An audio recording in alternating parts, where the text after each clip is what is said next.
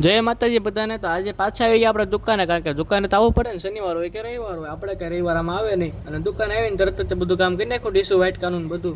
અને ત્યાં તો થોડા કસ્ટમર આવવા માંડ્યા। અને જો તમારે પણ આવવું હોય સીતારામ નાસ્તા હાઉસમાં, તો તમે સુરતમાં રહેતા હોય તો કતારગામમાં આપણી દુકાન છે। અને કતારગામમાં છે નંદુસિંહની વાડી, નંદુસિંહ વાડીની સામે ગોતાળાવાડી શેફ છે, એની એક્ઝેક્ટ સામે સીતારામ નાસ્તા હાઉસ નામ છે। તો તમે પણ આવજો અને એકવાર ટેસ્ટ કરજો, તમને પણ જરૂર મજા આવશે। શાકપુરી બપોરે હોય ને, થેપલા ભાખરી ને એ બધું સવારે હોય।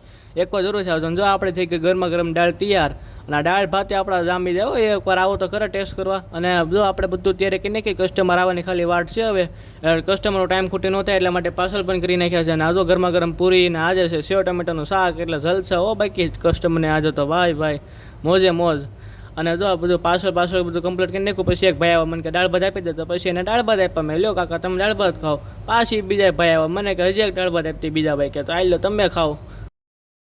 પછી દાળ ભાત લઈને વે ગયા અને પાછો વિડીયો ઉતારો મેળ્યો, કારણ કે થોડોક બ્રેક પડ્યો તો એટલે મેં વિડીયો ઉતારી લો, પછી ટાઈમ નહીં મળ્યો અને આ બધું સાફ કરી નાખ્યું, કારણ કે થોડોક ટાઈમ નહોતો મળે વિડીયો ઉતારવાનો। એટલે જય માતાજી બધાને।